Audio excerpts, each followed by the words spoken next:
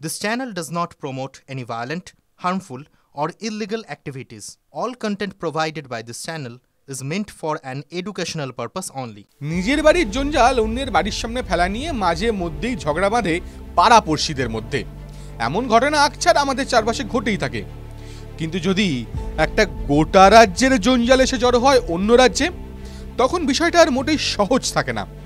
এমন ঘটনাই ঘটে চলেছে উত্তরবঙ্গের শিলিগুড়িতে।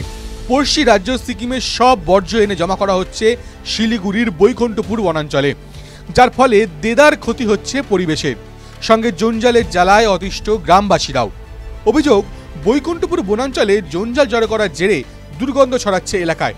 সামনেই রয়েছে শিশুদের স্কুল, কিন্তু এতই তীব্র গন্ধ যে তাদের স্কুলে যেতেও সমস্যা হচ্ছে। কার অনুমতি নিয়ে এইভাবে বর্জ্য ফেলা হলো, প্রশ্ন তুলেছেন পরিবেশ প্রেমীরাও। শিলিগুড়ি পুলিশ কমিশনারেটে গিয়ে শিলিগুড়ির পরিবেশ প্রেমীরা যৌথভাবে নগরপাল সি সুধাকরের কাছে এফআইআর করেছেন।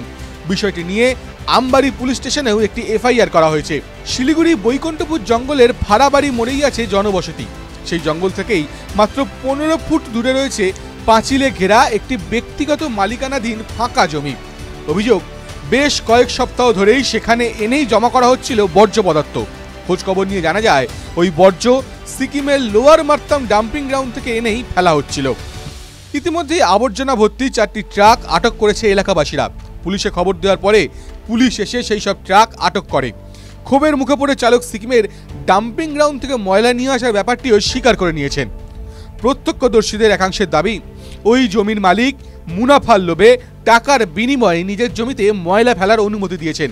পরিবেশবিদদের মতে এইভাবে ময়লা জমা করার ফলে জনস্বাস্থ্য এবং স্থানীয় বন্যপ্রাণ দুইয়ের ওপরেই খারাপ প্রভাব পড়বে।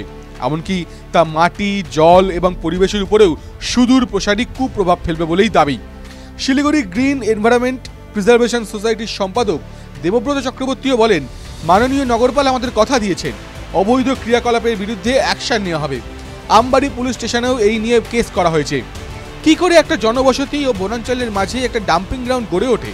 এর জন্য পরিবেশ যেমন দূষিত হচ্ছে, তেমনি সমস্যার মুখে পড়তে হচ্ছে সাধারণ মানুষ এবং বন্যপ্রাণীদের।